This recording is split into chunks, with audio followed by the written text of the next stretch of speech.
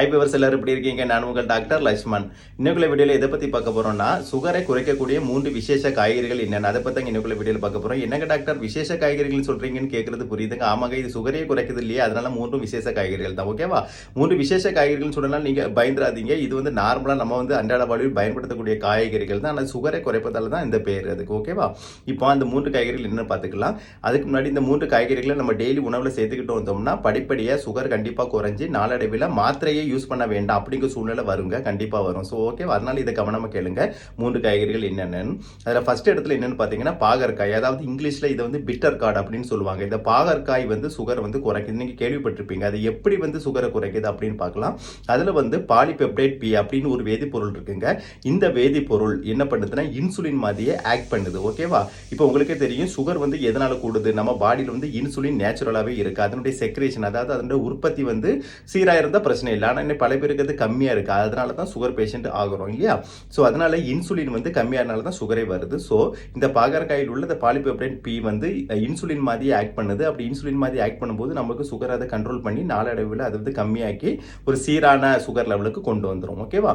அது மட்டும் தான் இருக்குதா அப்படின்னு கேட்டிங்கன்னா இல்லைங்க. இதில் லெக்டின்ங்கிற வேதிப்பொருள் இருக்குது. இது வந்து பாடி டிஷ்யூ, அதாவது பாடி டிஷ்யூல என்ன ஸ்டோர் ஆகிருக்கும் சுகர், அதை வந்து கண்ட்ரோல் பண்ணுது. ஓகேவா? இன்னும் ஸ்டாப் பண்ணுதுன்னு கூட சொல்லலாம். அந்த மாதிரி வேலையை பார்க்குது. ஸோ அதனால வந்து பாகற்காய் நம்ம டெய்லி உணவில் சேர்த்துக்கிட்டே வந்தோம்னா சுகர் லெவல் நாளவல் படிப்படியாக குறைஞ்சி ஒரு ஸ்டேஜில் மாத்திரையே வேண்டாங்கிற நிலைமை கூட வந்துருங்க. ஓகேவா? என்ன சந்தோஷம் தானே? அப்புறம் வந்து செகண்ட் இடத்துல என்னங்க டாக்டர் இருக்குது அப்படின்னு கேட்டிங்கன்னா வந்து பூசணிக்காய். இதை வந்து பம்கின்னு சொல்லுவோம் இல்லையா இங்கிலீஷில், அது பூசணிக்காய். பூசணிக்காயில் என்ன வேதிப்பொருள்லாம் பாலிசாக்கரைட் அப்படின்னு ஒரு வேதிப்பொருள் இருக்குங்க. அது மட்டும் இல்லாமல் நிக்கோட்டினிக் ஆசிட் அப்படிங்கிற வேதிப்பொருள் இருக்குது. இந்த ரெண்டுமே என்ன பண்ணுதுன்னா சுகர் அளவை வந்து கண்ட்ரோல் பண்ணுது. கண்ட்ரோல் பண்ணி அதை குறைச்சி அதை வந்து கண்ட்ரோலுக்கு கொண்டு வந்துடும்.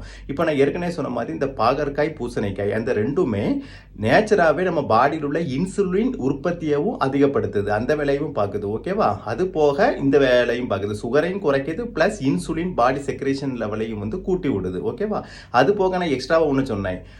பாகற்காயில வந்து பாலிபெப்டைட் பி வந்து இன்சுலின் மாதிரி ஆக்ட் வர பண்ணுது. ஸோ நீங்கள் பாகற்காயும் பூசணிக்காயும் சேர்த்து சாப்பிட்டீங்கன்னா ரொம்ப எஃபெக்டிவ். பூசணிக்காய் போட்டு ஒரு வந்து குழம்பு வைங்க, பாகற்காய் வந்து ஒரு ஃப்ரை மாதிரி வச்சு சாப்பிடுங்க, பிரச்சனை இல்லையே.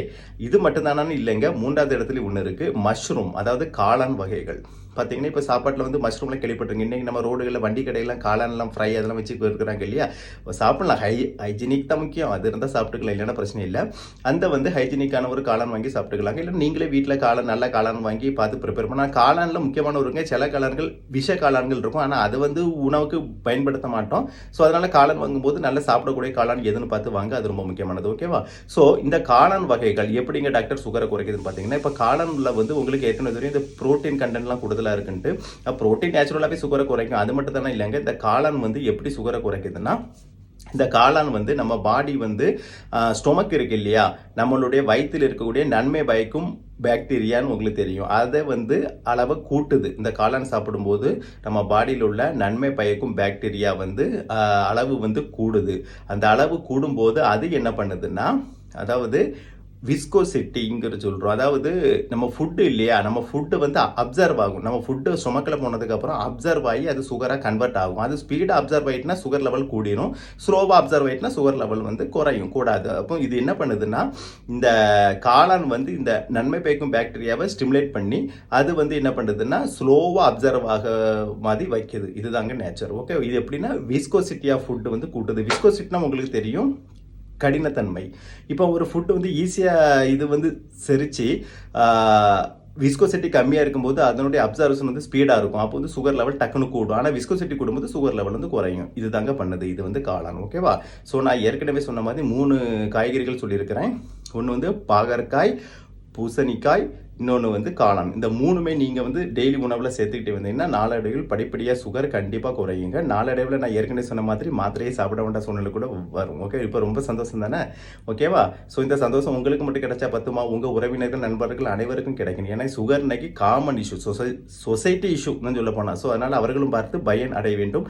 நீங்களும் ஆரோக்கியமாக வாழ வேண்டும், அவர்களும் ஆரோக்கியமாக, எல்லோரும் ஆரோக்கியமாக வாழ வேண்டும். அப்படி வாழ என்னுடைய வாழ்த்துக்கள். இது வரைக்கும் என்னோட சேனலை சப்ஸ்கிரைப் பண்ணுங்க. மறக்காம உங்கள் ஃப்ரெண்ட்ஸ் அண்ட் ரிலேட்டிவ்க்கு ஷேர் பண்ணுங்க. எனது சுகரை பற்றி முக்கியமான வீடியோ இல்லையே. இன்னைக்கு சொசைட்டியில் வந்து காமனாக ஒரு இஷ்யூவாக சுகர் கம்ப்ளைண்ட்ஸ் இருக்குது. அதுக்கு இது பயனுள்ளதாக இருக்கும்.